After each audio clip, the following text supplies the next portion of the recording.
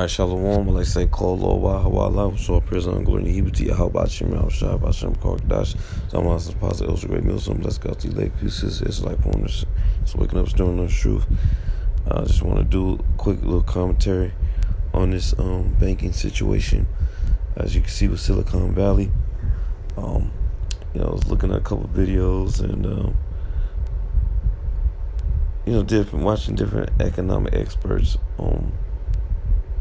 views and point of views on it, and this situation that is happening right now with the Silicon Valley thing, which they're saying is it's a very important bank because they the investors there are like say startup companies, people that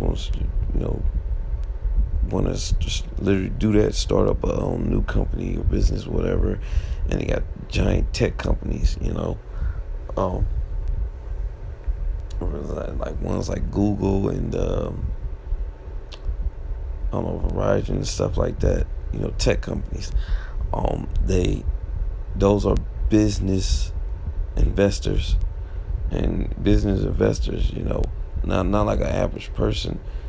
They have way more to lose and way more to, they're depositing huge amounts of money in the bank. We're talking about billions. And when you, like I said, study the whole science behind this economics of this banking, it becomes clear of how this situation is going to affect. It's going to have a domino effect on the whole economy. For example, those investors, starting with Silicon Valley, I don't know, the business investors that has those billions of dollars in deposits.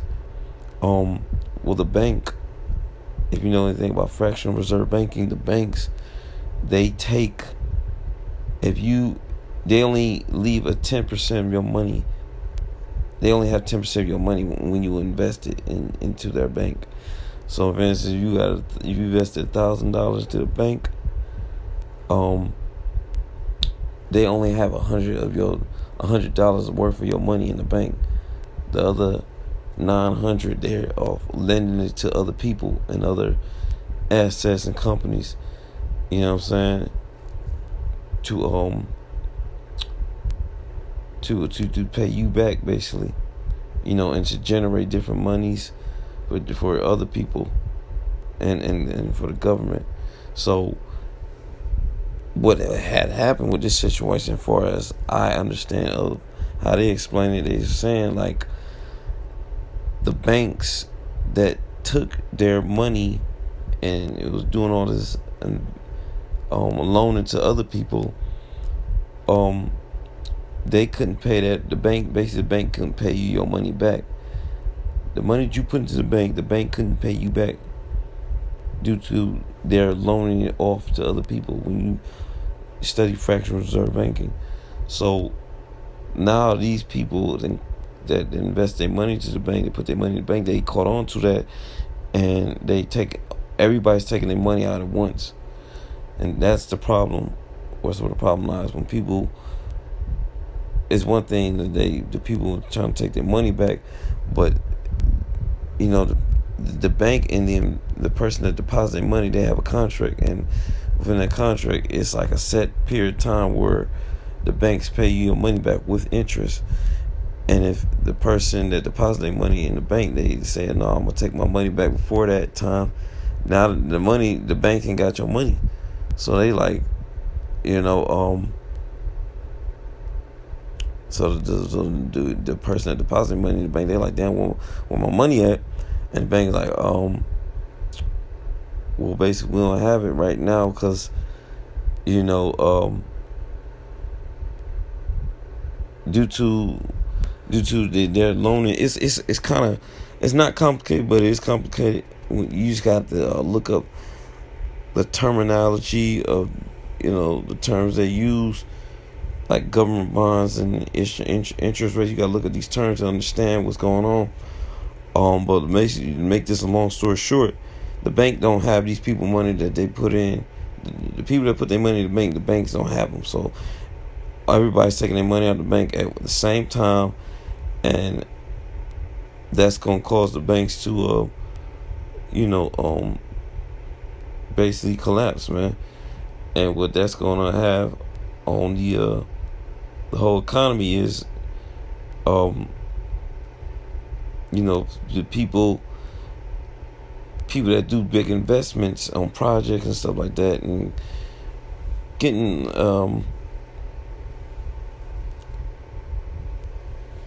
getting funding for things like if you want to start a business and all, like that's gonna have an effect on the whole economy, because now people ain't gonna be able to start up them businesses or do certain projects where they need a huge sum of money, because it ain't like you can just give somebody $1 billion up front, what I'm saying, a suitcase and all that shit like that. Now you have to go through a way go through that way of a bank to issue that money, in a quick process, and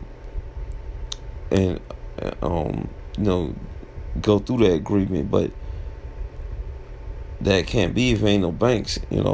People, put a long story short, people are not trusting banks. They taking their money out, and like I said, that's gonna cause an effect on the economy where things aren't gonna be built, business ain't gonna get started. Because people take loans out to buy a house, as I keep going back to, or to start up a business or start up a company. It all goes to a bank, or even car payments and loans and all that. It all goes to a bank, man.